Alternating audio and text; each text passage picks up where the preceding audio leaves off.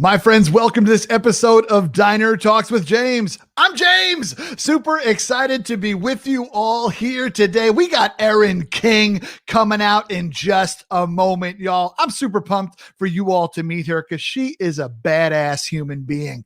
And I'm really pumped to tell you about her too. But before we do that, my friends, as always, if you have not written a review for this podcast, if you could help me out on iTunes, that would be so freaking cool. And it would be really special if you could mind dropping a quick review. That would be great because we're trying to make this thing grow, y'all. And also, I'm curious if you've all come up with a name for listeners of this podcast yet. Do you want to be called the Diner Patrons? Do you want to be called the? I don't even know. Are we servers? Are we milkshakers? Are we pancakers? I don't know. We can get weird quickly if we went down this rabbit hole. Let's not do it. It'll get awkward. All right, friends. Let's just jump into the episode. But seriously, message me on Instagram, Diner Talks with James on Instagram, or me, James T. Robo, either way. And let's talk about some names for us because I think it'd be super fun to build community in that way.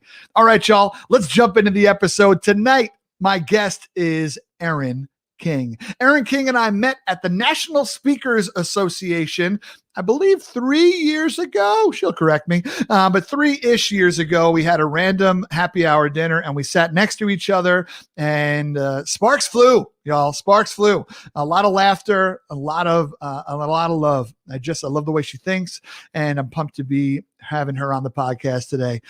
She has a new book coming out in just a couple of months. It's called You're Kind of a Big Deal.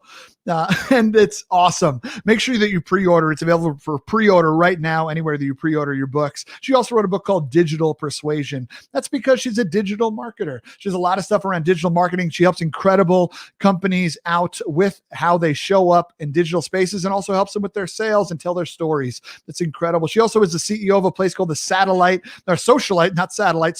Agency, where she's worked with things like the Academy Awards and the U.S. Navy. So if your company falls somewhere between those two, she could be a good fit. But she is an incredible human being. And most importantly, she has a cavapoo named Betty White. That's right, friends. A cavapoo named Betty White. She's a badass. Her dog's a badass. Let's bring her out right now, y'all. Erin King. What up? What's up, James? Oh my gosh, Betty White heard her name and she perked up. I can bring her on screen if you want. I was just putting you on Instagram. Your energy is incredible, and I'm so honored to be here for Diner Talks with the Hamburglers. With the Hamburglers? maybe the moons over my hammies. I'm trying to think of a good diner name for your people. It's tough. Yeah, right. The Rudy Tooty Fresh and Fruities, right? That's an IHOP dish, I think. Making snappies. I don't know. Yeah, I don't know. Definitely not the In-N-Outers, though. But oh, shoot. I love it. Erin, you are a West Coast. You better not mute while you're laughing, my friend. We don't edit this podcast. You keep yourself unmuted, especially with that laugh. There's options out here. There's options. Well, that's all I'm saying. But the steak and shakers, that could be good. But either way. I think In-N-Outers, I think you just won the game. I mean, I think that's a mic drop. Do we? All right, great. Well, that's unfortunately the best way to get a nickname is to tell people you don't want something to be your nickname. I think it just happened. It just happened. Oh, no. This is awkward. This is awkward. Oh, I love it. Erin, you are out in LA right now. LA area, correct? Or San Diego? Where are you? No, we are not in LA. LA is a very strange place. It's not for everyone. I detest LA. I live in Orange County, which is an hour south of LA, north of San Diego. Much nicer people. Okay. In my opinion. All right, great. And draw the line in the sand. That's it. Shots fired, LA folks. Stand up if you need to. Maybe this episode's not for you. I love it. I told you we're getting in. We're going in today. So now, are you a California native? No, sir. I am 2/3 East Coast, 1/3 West Coast. Born and raised in Annapolis, Maryland. My parents are Pennsylvania people. My brother lives in Boston. My sister lives in Maryland. A lot of family in North Carolina. So I am the black sheep out here on the West Coast for the last 12, 13 years now. And everyone keeps saying, when do you come back home? And I'm like, I don't think I am coming back home. So I have 2/3 of me, which is very much like tradition and family and hustle and work ethic. And then 1/3 of me is just like a buzzed beach bum that just wants to surf and listen to Jack Johnson. So it's a real mess. Very confusing. I love it. Crab cakes and bubble toes out here. That's where we're at. That's where we're at. That's the next Jack Johnson song. That's great. You got the East Coast. There's a pace to which you speak that does speak East Coast to me. And yeah, that's awesome. But you grew up in Maryland, though. Yep, grew up in Maryland, Annapolis. We did do a lot of crab cakes in football, just like Wedding Crasher says. Yep. And I have a huge, crazy Irish family. I have 32 or 33 first cousins. Oh. So we are, we're Irish Catholics. We believe in God, Guinness, and excessive procreation. So that's our family. We are Irish citizens as well. My grandparents are all from Ireland, so we have our Irish passports and our citizenship, and we all had to do Irish dancing when we were kids, and just like every stereotype of like everyone being loud and full of shit and playing music and just telling stories. And I'm really grateful and thankful for my family. They are insane, and I'm obsessed with them. That is incredible. Now, your immediate family, how many of y'all are there? So 5 of us in my immediate family, but my parents are both each one of 5. So you just do the math; it just multiplies. Yeah, right. Yeah, no, that's we're all really tight. So, yeah, like 5 factorial. If my middle school math is coming back to me, that's awesome. Now, where do you fall in the 5? I'm the oldest, so I am obviously always right, the most bossy, and always right. So my brother is the golden child. He's the middle child, the overachiever. He works for Google. He runs half marathons on the reg. His kids are perfect. He's a nice guy. He calls his mom. And then my baby's Shannon. Yeah, he's so nice and so annoyingly perfect. So he's the golden boy. And then my sister Shannon is the baby. So she is 10 years younger. Same mom and dad, just kind of, hey there, what's up? So little Shani, she's married to a guy named Brendan. It's all Irish names. And she has a little dog named Rowan. They live in Annapolis. And I am so excited. I haven't seen them since 2019, Christmas. Woof. They're all coming out the first week of May. So I am about a month from now, and I'm counting down the minute to get my hands on my people. My parents and my siblings are all coming out. So I can't wait. That's incredible. That's incredible. And I know they're always trying to pull you back to the East Coast, but then there's that moment where they all come out and visit, and they're all probably like, I get it. Every time, I know. Well, it's the catch-22. People are always like, oh, you're so lucky to live at the beach. And it's like, yes, absolutely. #blessed. And, we spend a lot of money to live in a really crappy place. Like we don't have air conditioning or heat or a microwave or a dishwasher or parking, but like we can see the ocean. So it's all a trade-off. And then you don't get to see the family as much. So it's like, just depends on what makes you feel excited about life, but you can never have it all. It's always a trade-off. So yeah, for sure. Yeah. Now I'm the baby in my family of 3. Are you? And I am. Feel free to keep paying attention to me. Thank you. But so you're the smart ass. You're the one that actually runs the whole show, right? Yeah. Oh yes. Yeah, I think so. I don't know. Yeah. Yeah, no, I would agree with that. The puppet master, right? Yeah, totally. That's my sister. Yeah, no, that's awesome. What does being the oldest mean to you? I just feel like we do you want a serious answer or a funny answer? Yes, both. I mean, definitely serious. Definitely hit us with the serious one, but if you got a funny one, I'll take it too. Well, I mean, obviously, like we don't get the appreciation that we deserve for having blazed the trail for you youngins. Okay. You have no idea what we went through We snuck out of the basement first. We had to go for the sleepovers. We smooched the guy first. We did all these things. And you guys just had it like this beautiful path. By the time you came along, you know, your parents were like, screw it. He's fine. Let him go. Whatever. They're exhausted. Mm-hmm. So hashtag you're welcome to all the younger children and the oldest children. We do not get the respect we deserve. And it's just, it's not there. It's a problem.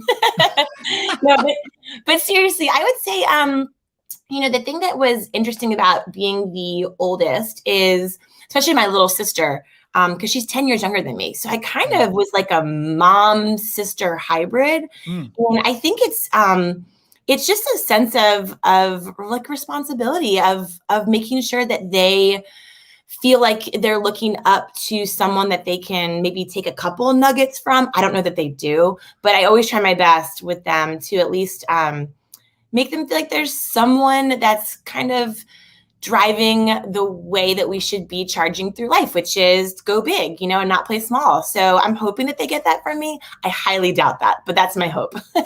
So, I mean, with your accomplishments, I don't know how they couldn't, right? And what you've done, and yeah, I don't think that's possible. But I hear what you're saying. I hear the humbleness in there, and I respect it. I won't call it out again. That's a lie. I will. But but still.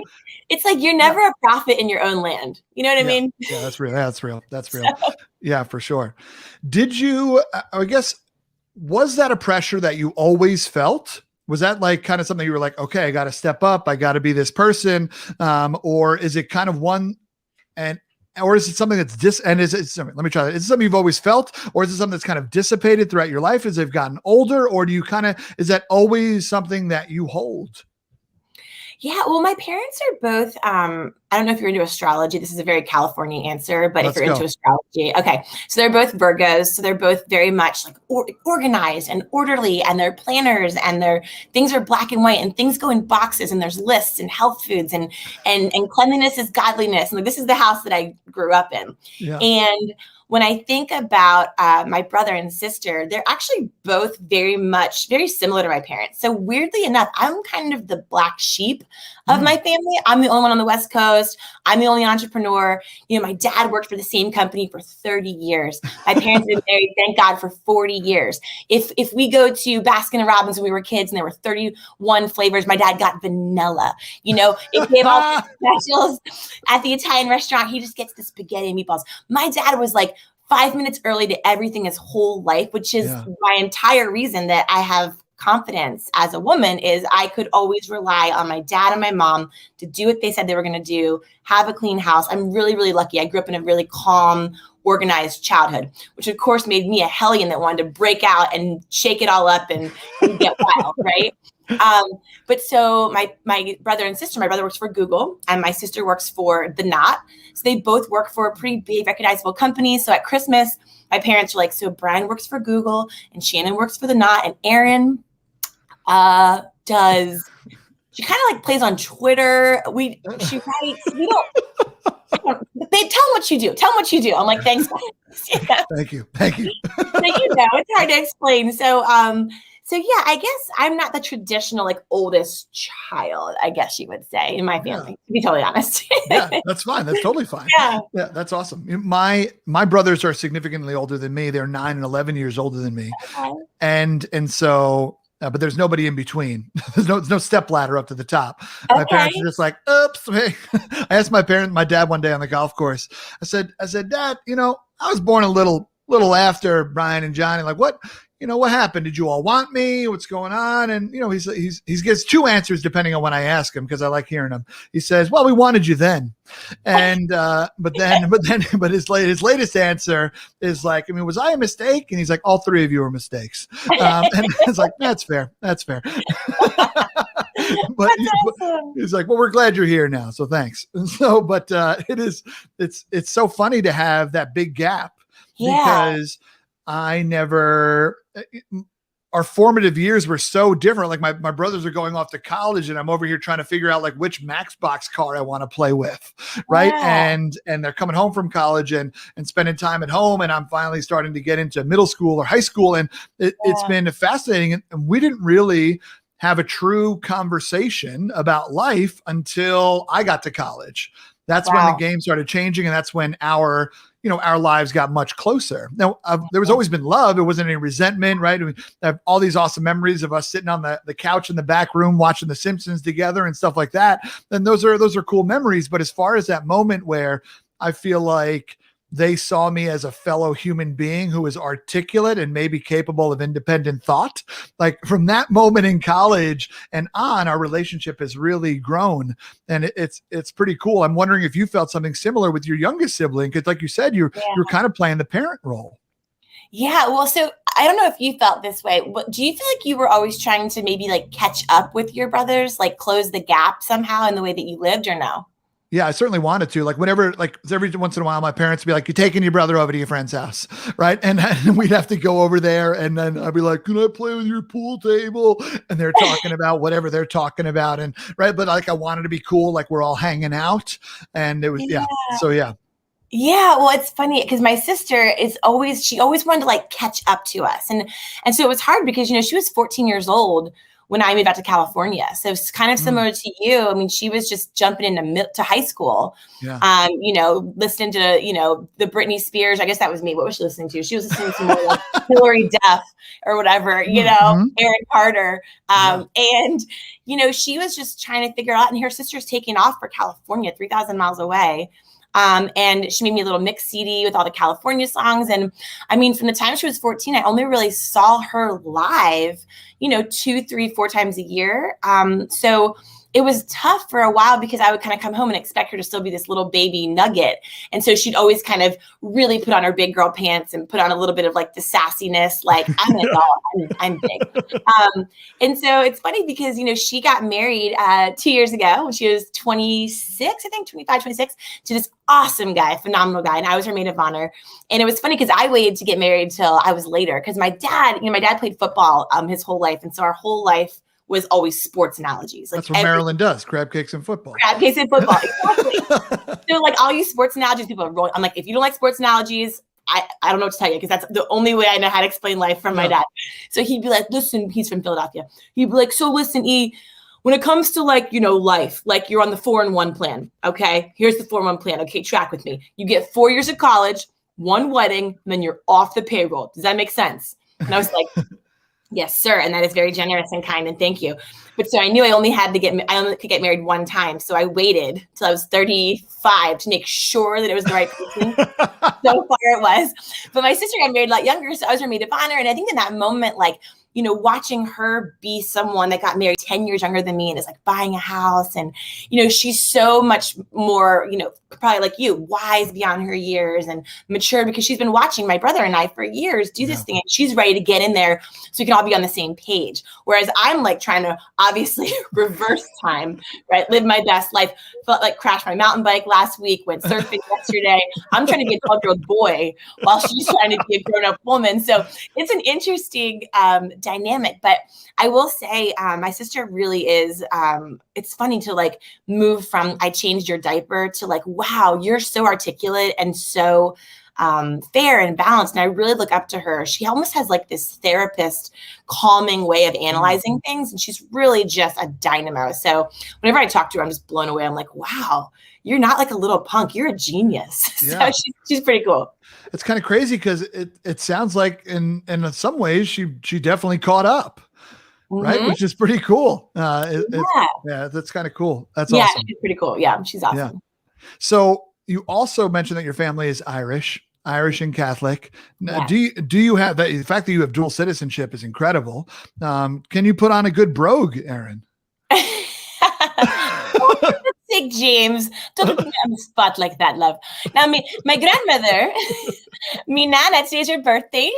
She's 87 today. Oh, happy birthday, Nana. Yeah. No. My grandma's awesome. Yeah, her birthday is today, 87. She's off the boat, still has the accent. When she says my name, which is Erin, she makes it have like 19 syllables. She's like, oh, hello, Erin. It's like a million little syllables in between. Like it's a melodic thing. But she's awesome. I'll never forget. I mean, she really is the one I would say that has shaped me the most in my life, my grandmother. I'll never forget being in, I guess it was high school, and you're dealing with high school things, and the world's like, be yourself, but also fit in, right? Like, definitely do you, but also these are the rules, right? So I remember I came home one day and I was bawling, crying, and I was just like, everything sucks and nothing's fair, and the girls are mean. I don't know what I'm doing. And she looked at me and she was like, oh, love. She's like, everybody knows it's much better to be somebody's shot of whiskey than everyone's cup of tea. Woo! And I was like, damn, Nana. And I never forgot that. And I thought about it a million times in my life when people are, trying to make you play small or trying to push back or trying to put you in a box. You're just like, do I want to be everyone's cup of tea? And James, you and I are tea drinkers. We love tea. Tea is delicious. Tea is life. And would you rather be one person's shot of whiskey or everyone's cup of tea? For me, I would take the former, but to each their own. So, yeah. First off, shout out to Nana. Dropping it right with the with the quotes and the brogue. I'm here for that. I have a number of them. I have second cousins that are still over in Ireland that have the accent, and my family kind of comes from Killarney. Killarney and Meath, which is just north of Dublin. And so, but so that's where the Taylor side and the O'Donoghue side of like my mom's family comes from. My middle name's Taylor. The brogue is something that we always bust out for fun, but also, the shoe fits. And so I love the way that you're telling stories also about Nana. And it's pretty amazing because, I've asked you about your family and some people that have impacted you. And so far, the only people you've listed in a very positive light as far as having a really big impact on you are women.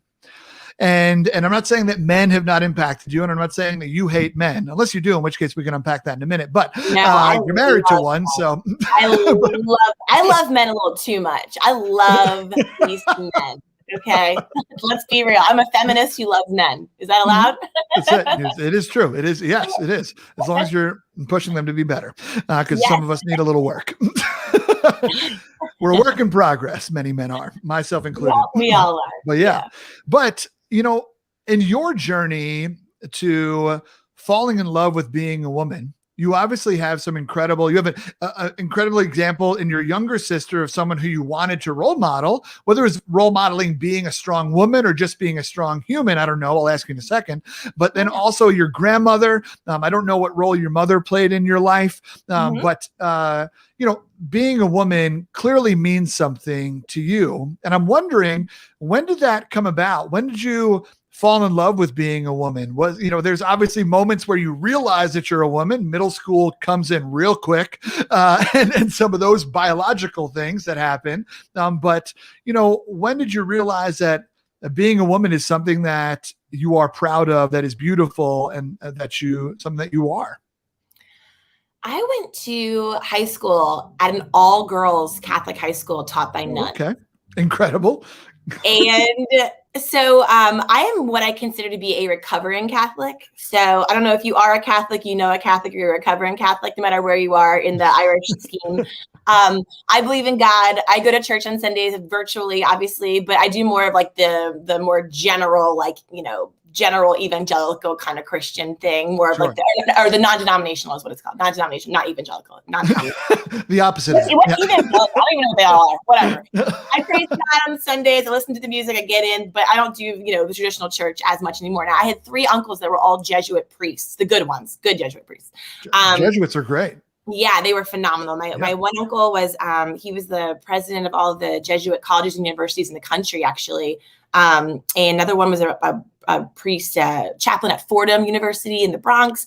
And the third is actually right now, he's a missionary down in Nicaragua. So they're really just pretty much the most badass role models I've ever seen in my life. All 3 of these guys walked the walk big time. And so they were big influences on my life. But as far as my kind of falling in love with the woman part, my one uncle, Charlie, who lived in DC for a long time, he worked a lot with the Kennedy family. He worked with John Kerry on his campaign. So he was political, but also a priest, really interesting guy. He got me my first book on feminism when I was in like 6th or 7th grade. And I started reading it and I was like, whoa. Then I went to high school at an all girls Catholic high school with all nuns, which sounds like it would be this really restrictive, like in the movies kind of thing. But it was incredible because we, at that formative time in our lives, instead of worrying about like how we looked or who was approving of us or who was, making who we were making to feel big or who we were putting on a pedestal. We were the team captains of the lacrosse team. We were the class presidents. We were the leaders.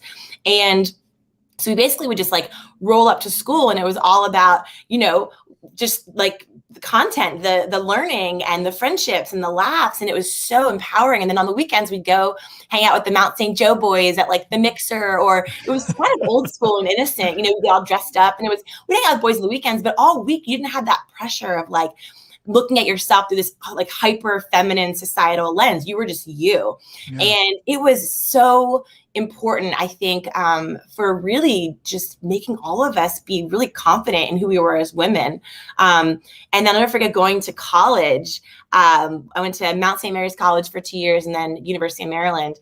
And it was going to school with boys at age 18. And it was like, I was shell shocked because I was getting interrupted, or, we weren't always called on as much, or we'd go to parties and we were the jocks. I played lacrosse, I played college lacrosse. And so we were used to being like, kind of like the cool ones. And the guys were kind of like, hey, take it down a peg a little bit for a lot of us. And so it was really interesting to like, I felt like I had to kind of like play a little smaller a little bit to kind of relearn how the masculine and feminine energies really kind of balance, because I tend to be more of a tomboy.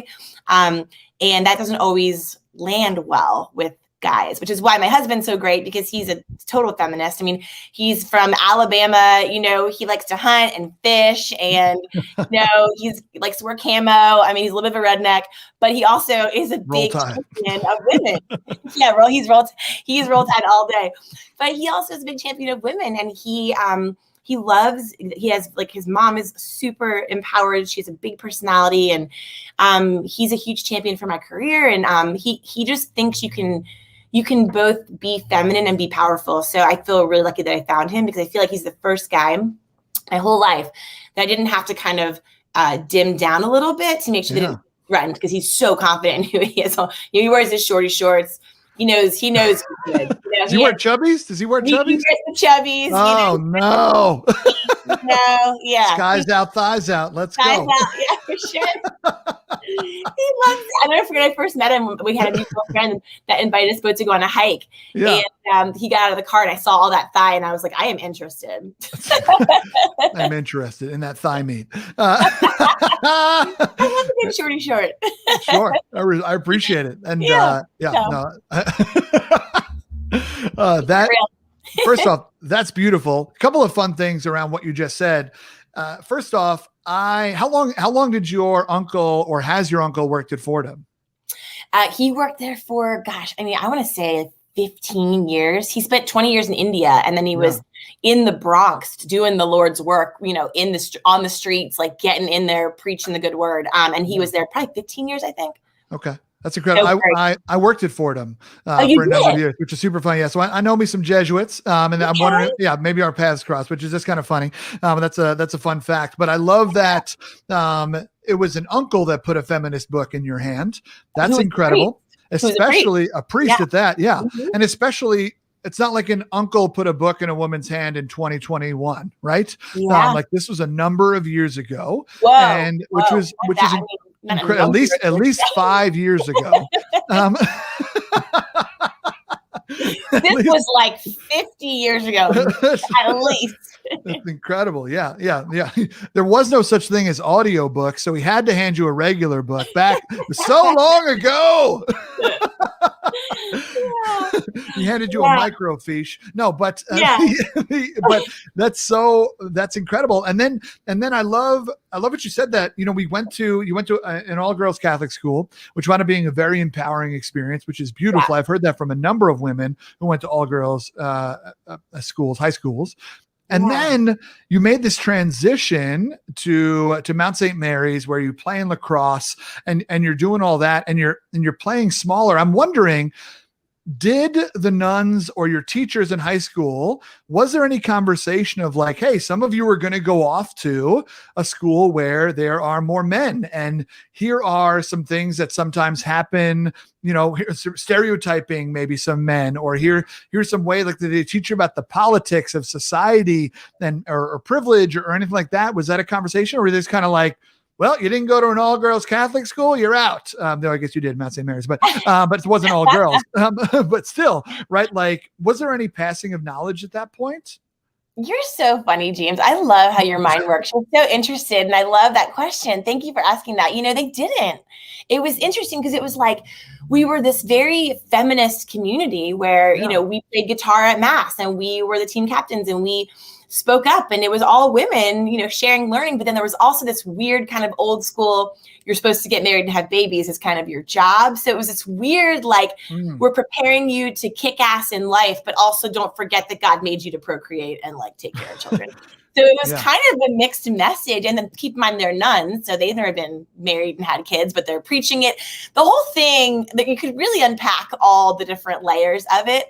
And I think, for me, kind of going into that experience in college, like, because I'm a tomboy, because I'm a jock, like, I've always gotten along great with guys, but I'm also confusing to guys because I'm like, hey, like, fist bump, let's like play sports and get sweaty. But then I also like love men, and like, I love a good like flirt session. So I don't fit, like, so I'm very confusing for men and myself and most of the world pretty much. But like, But so I guess my point is, if you're listening to this and you're like, oh my God, I get that. I feel like I don't fit, the idea of multi-hyphenate or multi-personality or multi-passion. This is a new okay thing in life. And it wasn't always okay. And when I first heard that from our mutual friend, Brian Fanzo, I was like, oh my God, I feel so seen. And so luckily in 2021, hopefully the women that are in high school, in college, in their early 20s, in their, mid 30s, whatever age you are, hopefully you can embrace and rejoice in the fact that you are in a time where you can be all of those things. You don't have to be,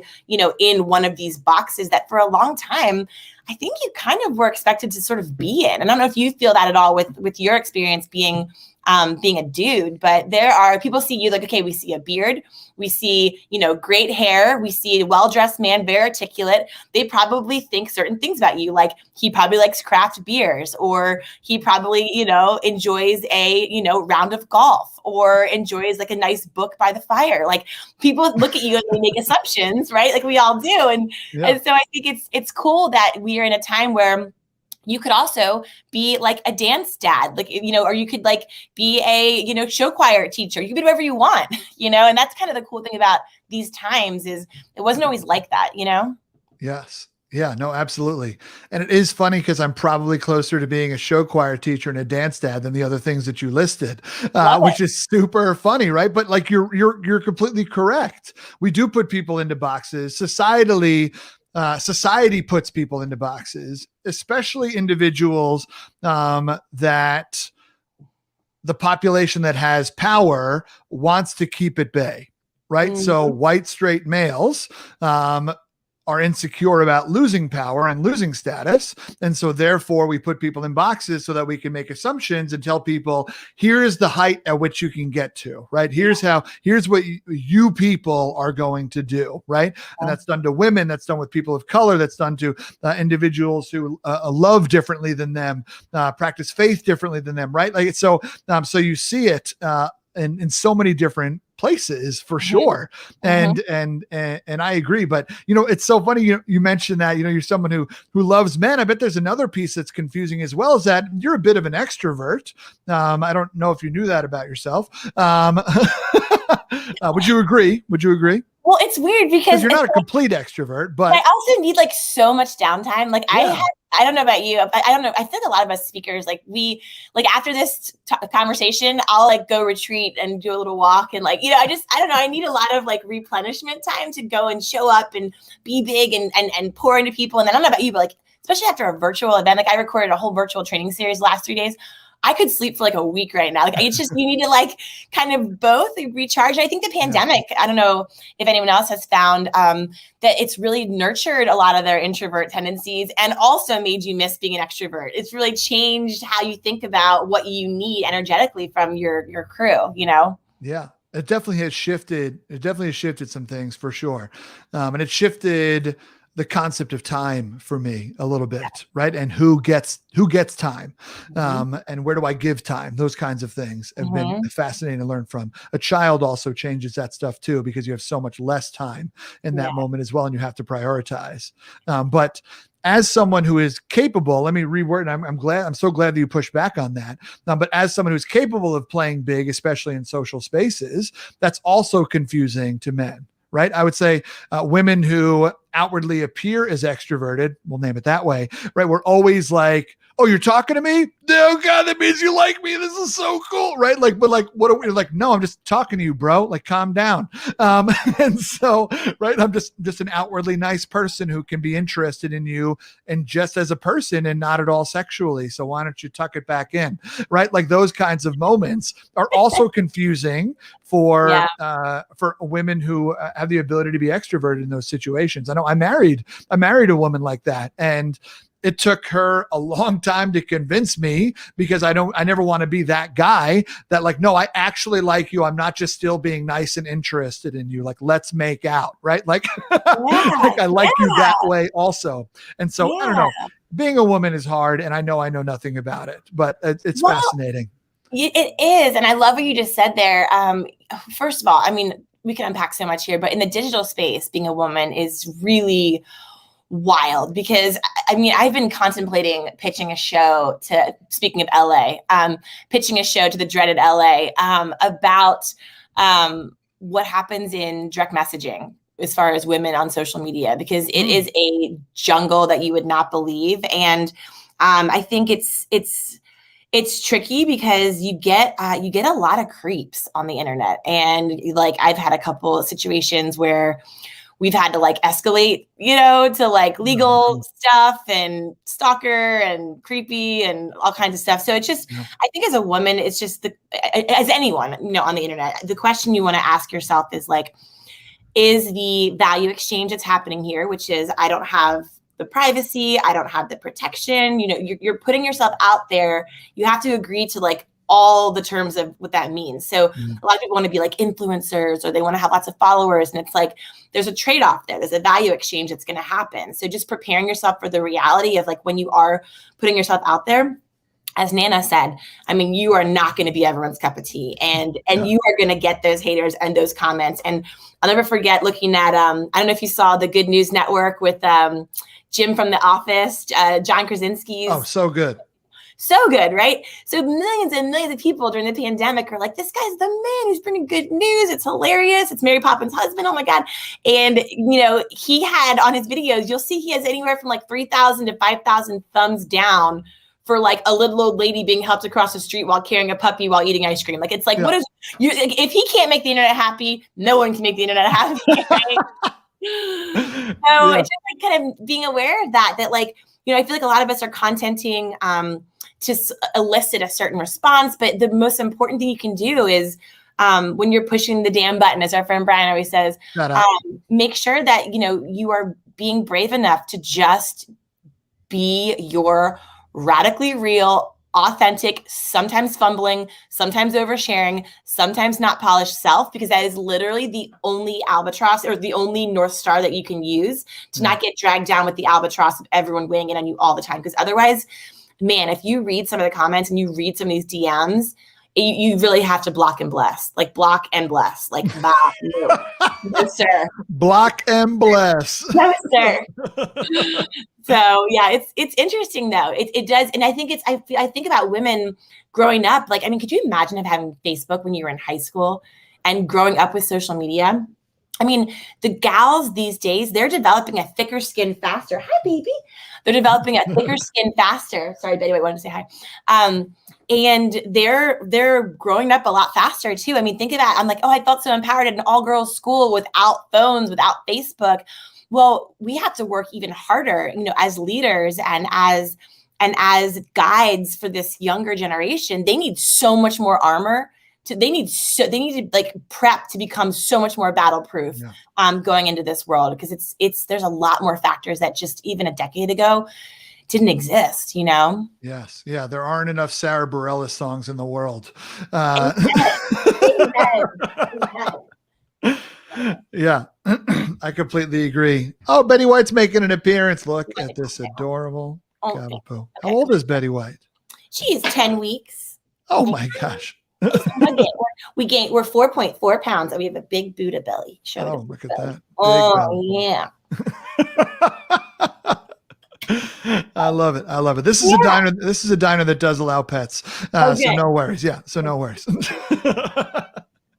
Yeah, I agree. I have nieces that are 13, and to watch the way they're developing compared to my nephew that is 13 is fascinating to see the difference, right? The stories that they are being told, the content that they are consuming, and also the impact that it's having in the way that we even have conversations. It is mind blowing to think about being raised in that generation, right? And I think you and I think are similarly aged. And so, the fact that we were raised with, I didn't have an email address at birth, right? I mean, I went through instant messenger and came up with some damn witty away messages, but that was like my first experience of social media. And then, got Facebook in college and then, away, and not even in college. It was like my last year of college was when I was able to get onto it. And so didn't have it my whole college career. And so not because I didn't want to be on it, but because Zuckerberg hadn't got it out to the masses yet. And and so it's fascinating to think about for sure. And so that leads us to this place where you decide to write a book. And I know you do a lot of stuff in digital content marketing. You wrote Digital Persuasion and whatnot. And you just kind of gave us a little window into some of that. But now you have this book coming out called You're Kind of a Big Deal. And it's pointed directly at women. The whole title of the book, You're Kind of a Big Deal, leveling up by unlocking your audacity. And so when we think about that, I mean, what does that mean? Why do we need to tell people that they're a big deal? What are people thinking otherwise? Yeah, well, it's funny. So I discovered this concept for the book after a lot of my keynotes, James. I get all these DMs, and usually you're thinking the DMs are going to be questions about the content that you just shared about digital persuasion and social selling and social marketing, and all the questions had nothing to do with my content. It was I'm well, I'm glad that landed. They're like, how do you public speak? How did you raise capital? How do you do that? How do you become like that? And I was like, oh, really? Because you don't think it's what's so easy for you is your superpower, right? It's the thing that you're well, can't everyone do that thing? And if you have a thing like that, whatever throughout your life, someone's saying, gosh, James, how do you do that? And you as soon as you think it's no big deal, of course, that is your jam. That is your special God-given superpower that you need to hone in on and harness. So I basically went through all these thousands of DMs, and the same topics coming up over and over again formed the chapters for this book. So the chapters are actually answering DMs from the last 3 years talking about digital communication. And the book's about audacity, right? So audacity is kind of confidence's older, bolder, sassier cousin, because confidence is okay, great. But audacity is daring boldly, which we've heard before, right? But it's daring boldly, even if it might be a little shocking to someone, maybe even offensive to someone. And that's when people are oh, pump the brakes. We live in a culture where things are getting canceled left and right. You don't want to offend, you don't want to shock. But when you look back through history, all the women and men that done anything remotely awesome, some people were not stoked on it. They weren't all go girl. Some people were no girl a lot of times.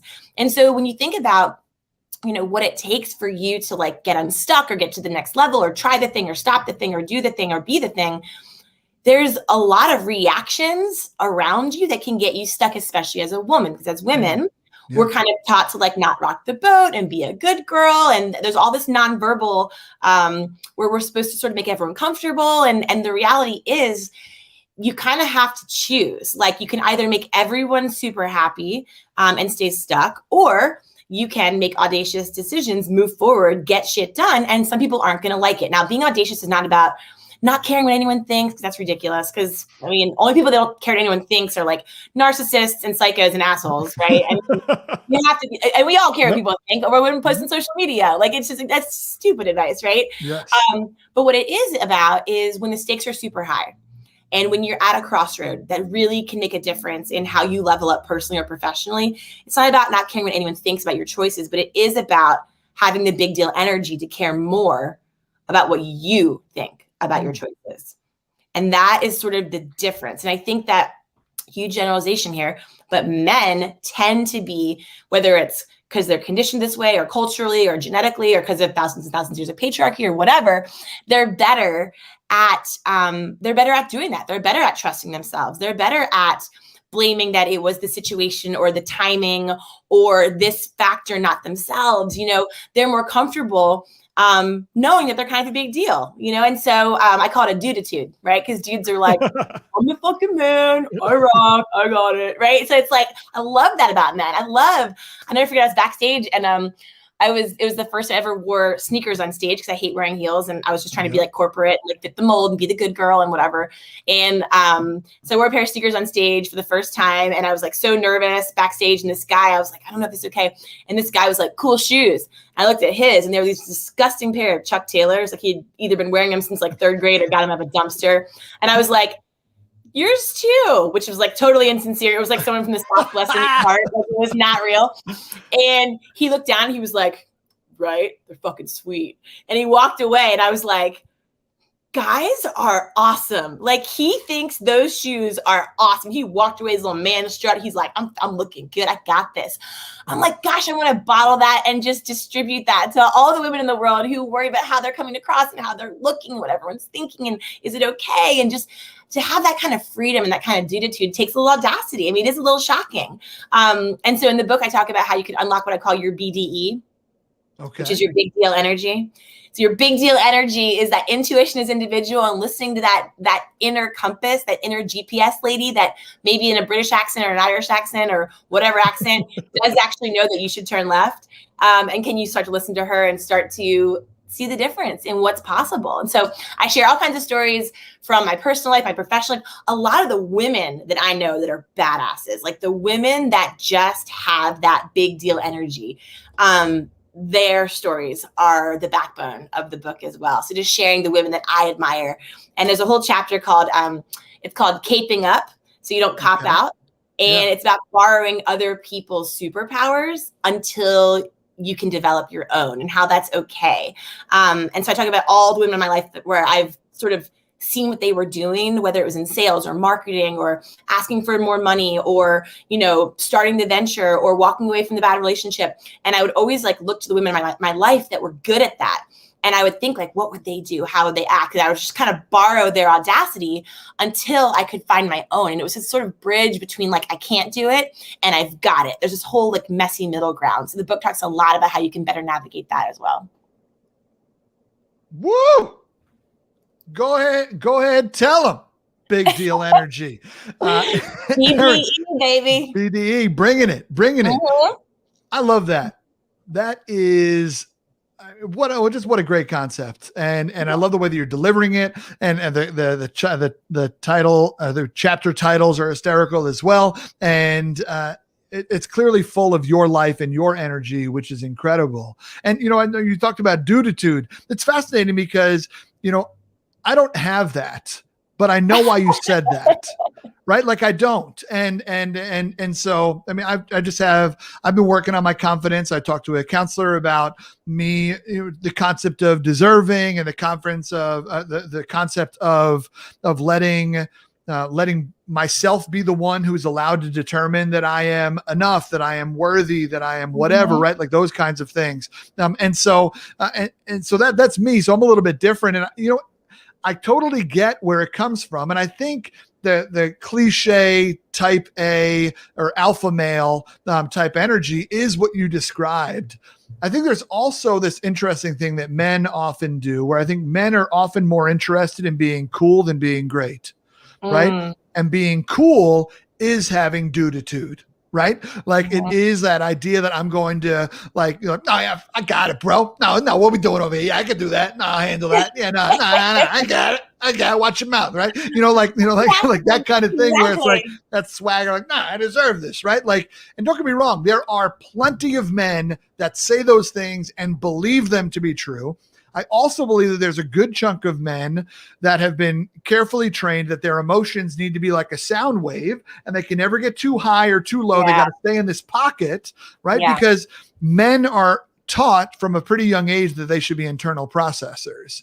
So I'm not going to let you in on my process. I don't know if you've noticed that at all in the relationship arc of with your husband, but I know for me, it's taken me a little bit to let Tina, my wife, in on my process of here's what I'm thinking, here's how it's impacting me, instead of I'm going to go through it. I'm going to tuck it right here in this little lump in my throat, and I'm going to present you with the solution instead of talk to you about strategy, right? And so it is interesting the way men often show up and what we are taught.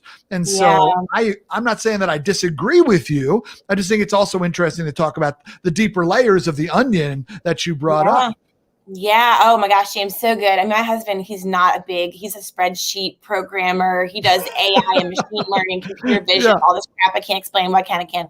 But we are totally, I mean, we talk about opposites attract. I mean, we are opposites. Like our word count per day is like 90,000 to like 9. It is like, so, but what I have learned from him in the arc is similar to you. I mean, he grew up, old school Southern, stiff upper lip, crying is not for boys. And, when we get in fights, I'm very like emotional and I scream and I burn everything down. And then it's like, I'm totally fine. I'm like, oh, what happened? Like, why is everything like smoldering? Then I'm totally fine. I'm like, are we good? Like, we're fine now. Right. But whereas he's like, but then he'll process it like it'll take him days to like process and unpack. And then 3 or 4 days later, he'll like lash out about something. And I'm like, whoa, you can just say you don't want fries, but then it'll be like, it's finally gone through the machine and he's now ready to kind of talk about it a little bit. And so I think respecting the process someone has with where they put the emotions and how they unpack them and how they deal with them, I think is really, it's certainly untangling a necklace in the relationship that I think is a constant that you are always working on. And I think that the fact that men aren't encouraged to share their feelings. They aren't encouraged to be vulnerable. I have one of my girlfriends is a really high-powered executive in the Bay Area, and she is the breadwinner. She works for a Fortune 100, and she's a boss. And so her husband is stay-at-home dad. They have 3 kids, and he has shared with me. He's like, it sounds ridiculous, but he's like, less than 2% of dads are stay-at-home dads, and he goes to the playground, and the moms leave him out. They don't respect him, they're not nice to him. And it sucks because he's doing the hardest job you can do. And he's being a feminist and he's showing up and raising the kids and he's a love bug and a great cook and he's fun and he's a man. I mean, he's great.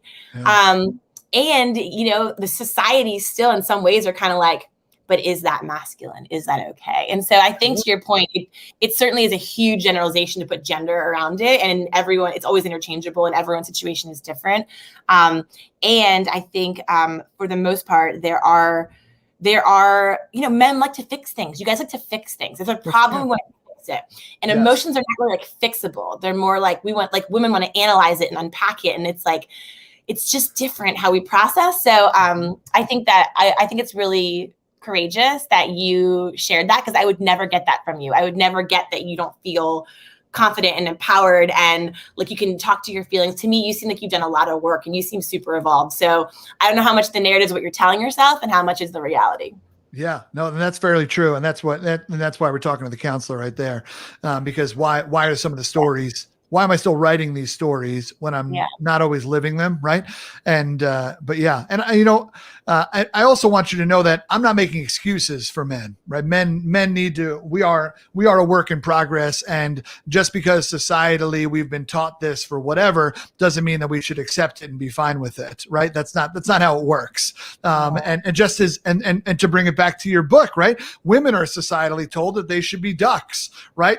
Keep it real clean and beautiful up top and you leave the hot mess down below, right? But you show up smooth like it was effortless, right? And that's bullshit, right? And so none of us can be beholden to what society has told us and use it as an excuse. We make ourselves aware of it, we own it, we apply it to our own lives, and we decide what's right and what's wrong for us. And so that's why I love this book and what you're doing with trying to create this big deal energy out there. And I love that you're using other women's stories, but I don't have other women on my podcast today. Erin, I have yours. So I'm going to ask you about your story, and maybe we'll get some of those other badasses on here. Still trying to figure out if LGO is going to come on the show. But yeah, she's awesome. But still, the idea of creating big deal energy, that is something that you've already shared, how that maybe that came out, your uncle gives you the book and starts to teach you about being feminism. You go to the Catholic high school and you're taught to be a woman who can take up space and those kinds of things. Mm-hmm. But confidence, I often think of confidence as one of my favorite quotes is, happiness is only a place that you can visit, but the smartest people go there often. That's a wise quote from the sage Anonymous. And so, I apply that. We take out happiness and insert confidence. Confidence is only a place that you can visit, but the smartest people go there often. How has your journey been with confidence as someone who has worked at a major job, decided to blow it up and leave, and now you've had startups, you've had companies that have worked, I'm sure you have entities that have not worked and whatnot. What's your relationship with confidence? Yeah, I mean, I think that when it comes to confidence, I really don't like the phrase "fake it till you make it." I really don't like that phrase. Tell 'em. I really don't. I think that confidence is such, we all tend to look outwards for confidence. We want those likes, we want the comments, we want the retweets, we want the house and the stuff. And I mean, I can tell you full stop that the most miserable I ever was the year I made the most money I've ever made. And that is for sure. I mean, this is 5 years ago, and I was making the most money I've ever made in my entire life. And I was having mental breakdowns in the shower. I was miserable. I hated life. Everything was awful because I wasn't confident in my abilities. I wasn't confident in who I was. I wasn't confident in the decisions that I had made. I wasn't confident in my commitments. Confidence is at the core of everything. Confidence is at the core of everything when you're looking to draw joy and fulfillment and purpose from your life. Yes. And when I tell you that when I was pitching a table full of Newport Beach investors, a tampon delivery service business, they are sitting around. It's 10 really tan, brotastic dudes that look like they are just come from a CrossFit gym playing Kanye West, okay, with their designer jeans, okay. They're all around this table, and I'm the only chick again, and I'm at the top of the table, and I am seeing their eyes glaze over. I'm talking about a tampon delivery service. It's a Dollar Shave Club, but for tampons. And they are all looking like if I keep talking, they're 100% going to barf their sashimi all over the table. Okay. Straight up. And I'll never forget the one guy interrupted me, and he had the tampons in the middle of the boardroom table, and he grabbed the tampon and threw it at one of the guys. And he was like, "Dude, I dare you to open it." And the guy was like, "Ew, you do it." So this tampon hot potato, schoolyard in the middle of the pitch. Yeah. And I'm like, this never happens on Shark Tank. And in that moment, I was sweating through my Spanx. It was tanking. It was a disaster. And I just saw these guys, and they were so confident, and they were so they're throwing tampons around. They have their feet up on the thing. They don't care. They know they're a big deal. Yeah. And they're joking around. They're laughing. And I'm like, you know what? What's the difference? These guys know they're a big deal. I'm a fucking big deal. We're all you're a big deal if you decide you're a big deal. It's up to you. You're the only one. I'm not going to sit here and let these guys say whether or not I'm a big deal. I am. And I grabbed the tampon out of his hand, and I used it as a microphone and a pointer for the rest of the presentation. Well, they all leaned forward and started paying attention. Later, they were like, "We don't know about tampons. Pretty gross. But we bet on the jockey, not the horse. Did you bring a term sheet?" So I raised the money, 7 figures of capital to start PMS.com. And I'd love to say that I then made it a screaming success, and I just went off into the sunset, and I'm a billionaire on a private island.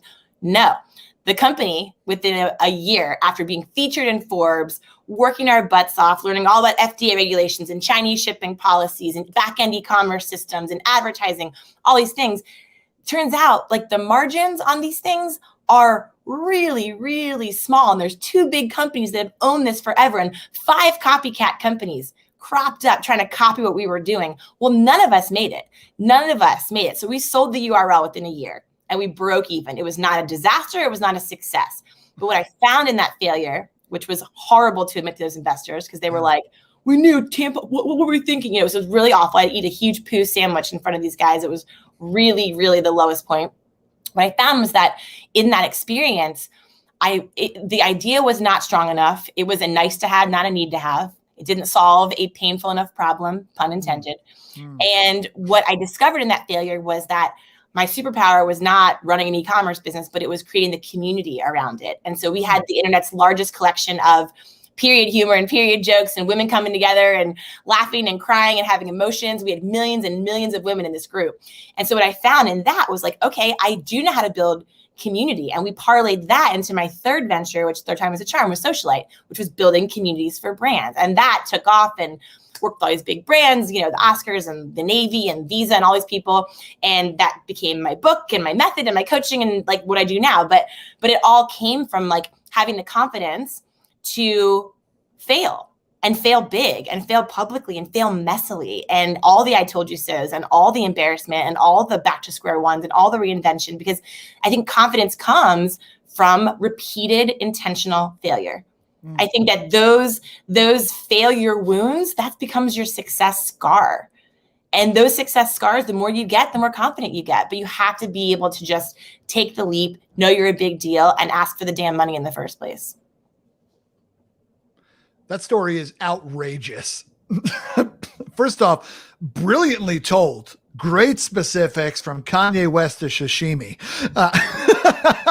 But outside of the incredible storytelling, what a horrific scene to set that you then flipped on its head into some serious badassery.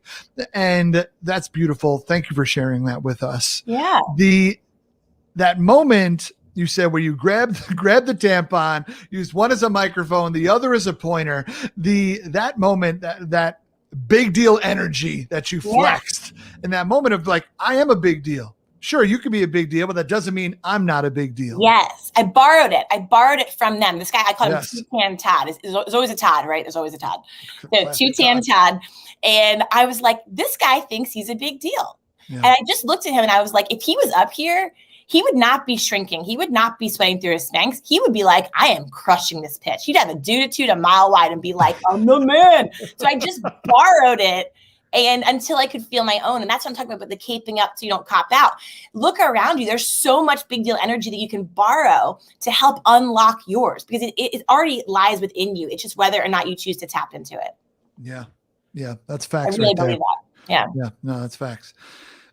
So when it comes to that big deal energy and creating it for yourself, borrowing it is an interesting concept. And I think there are still moments where we tell ourselves stories, right? That I'm not blank enough, cool enough, funny enough, smart enough, hot enough, rich enough, whatever, good enough type stuff. And so how are you helping individuals, or how would you recommend individuals, women in this case, rewrite the stories that they're telling themselves? Borrowing energy is great, right? Yeah. But there's still that voice inside of us, and we're actively building barriers that aren't there, that don't need to be there on the path to our goals or happiness or love or whatever, right? We actively build these barriers. So, what are your thoughts on that? And how do you think individuals can start to rewrite some of those stories? Yeah. Oh my gosh, James, it's so good. I mean, the most important thing I would say is we have to reframe reactions. We have to reframe how we think about how people respond to us.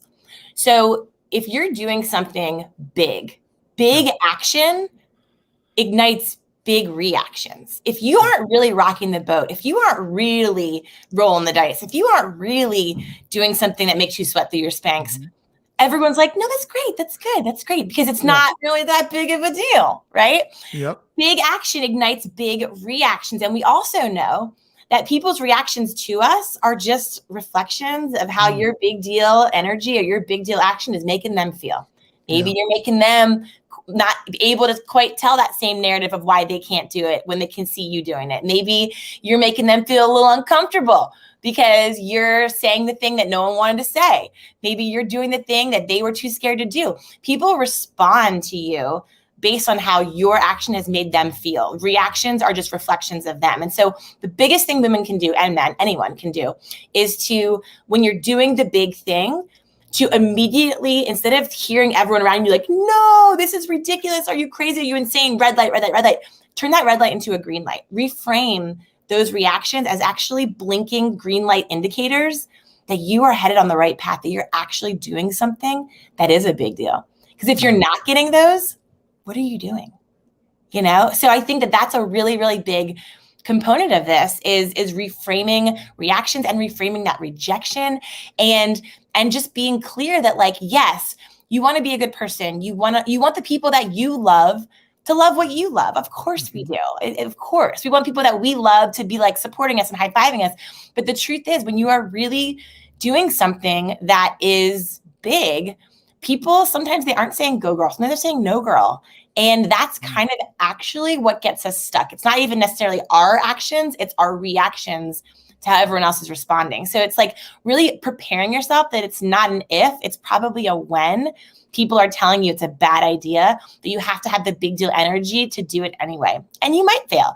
And if you do, that's honestly, like, every woman in my book that I interviewed, their common thread of badassery was that they had so many failures under their belts. Their failure reps were like six packs. They were just like six-pack abs of failures. And that was the common unsexy truth of what makes them such badasses and such big deals. They just kept getting up, trying it, failing, and kept going. And then eventually they figured out their way. And that is like literally the most unsexy answer. No one wants to hear that. They want 4-minute abs. They want 4 failure abs, right? But that's the truth of what it takes to get there. So the biggest thing women and men need to do is to, when they hear all that negative feedback, that negative pushback, online or offline, immediately, instead of doing the automatic shrink, take that and reframe it and be like, ooh, this is an indicator that it's time to expand. Yeah. Yeah. The 4, everybody wants 4-minute abs, not 4 failure abs. Yeah. Buy that URL. See how well it does. 4failureabs.com. Oh my gosh. I love it. That's amazing. So, we as speakers oftentimes teach things that we need to hear. And that is something that we are very good at. I know I'm very good at it myself, but I'm not shy about the fact that I'm doing it either. Yeah. Right. I never claimed to be done with the race and now telling other people how to run it. It's very much like, hey, I'm a little bit further in the race. So let me tell you about some of the obstacles between where you are and where I am while I continue to try to run it myself. And by run, I mean walk. I walk races. Anyway, but I love it. Nothing's that serious to run. But so I know I'm saying that to a runner, but either way, I'm wondering right now in your life, Erin, where do you need to take your own advice?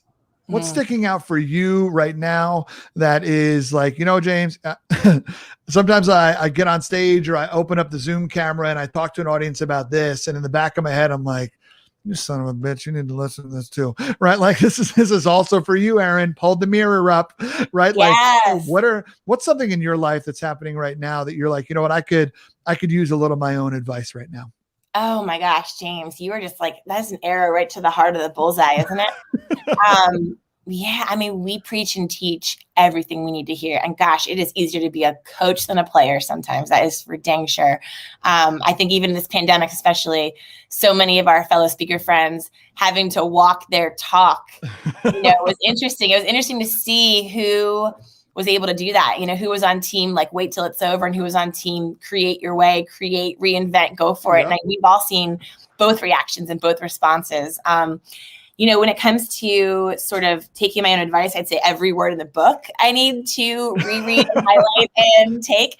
But working in digital communication, being an entrepreneur, I have areas of my life from a business standpoint where I've put in the reps. If you had me talking about digital communication, sales strategy, entrepreneurship, raising capital, creating teams, selling clients, whatever. I have so many reps under my belt that I'm like, you know what?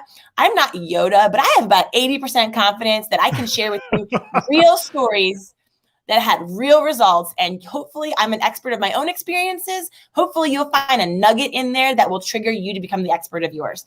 That I feel so confident all day and so audacious, like fire away. Like even this interview, like I'm used to doing interviews about communication and sales and entrepreneurship, where I just feel like such an expert, you know. With this book, it's sort of it's the book, I wrote it because of all the DMs I was getting, asking all these other questions. And immediately that classic friggin' imposter syndrome is like, well, who am I to like answer how people should do anything? Like I'm figuring it out. Like I'm like, what? And so, you know, I think it took probably 10 or 15 of the women that I talked to where I'm like, how did you get, where they were like kind of my sheroes, where they were like, when are you going to believe that your stories are big enough? Whoa. When are you going to believe that your stories are big enough? And because we always think, well, we're not this person. Well, we're not LGO, right? We didn't work for Clinton. You know, we're not Malala. We didn't fight off the Taliban. We're not Bethany Hamilton. We didn't get our arm eaten off by a shark and then paddle out a couple months later. We're like basic medium brave bitches. We're not like real brave bitches, you know? So we always have those people that are more insert adjective here than us. And so we discount our stories as being big enough. And so for me, in writing this book, what I have a hard time with is believing that what I have to share is big deal enough to make the big deal impact that I hope it will.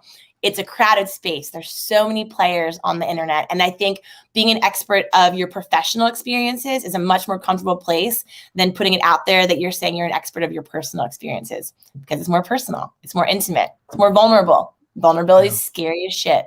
So for me, I think believing that my stories are big enough, believing that, you know, even if one or two of my stories or the stories that I'm curating from my network can help some gal who is maybe not going to the all girls high school, maybe she's at, you know, the public school and she's struggling with like the bullies or the guys or the online bullying or whatever.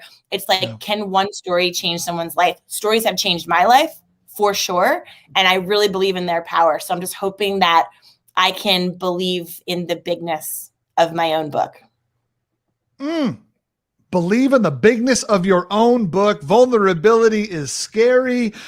So much in that. So much. Erin, I cannot thank you enough for hanging out with me today and coming into the diner. It was lovely sharing a milkshake, or I guess you're in Cali, so we can do a wheatgrass shot or something. But yeah. There it is. There it is. You want to say bye? Sorry, go ahead. Oh, bye, Betty White. I'm super excited for you and the book coming out. And I cannot thank you enough for sharing your energy, sharing your story, sharing your family, and sharing your wisdom with us today. Thanks for coming in the diner, fam. James, you are incredible. Thank you for your thoughtful questions, your big open heart, and your fantastic personality. I love your big deal energy, and you are definitely a big damn deal. So thank you very much. That's it. We out here, y'all. My friends, that was this episode of Diner Talks with James with Erin King. Make sure you get her new book, You're Kind of a Big Deal.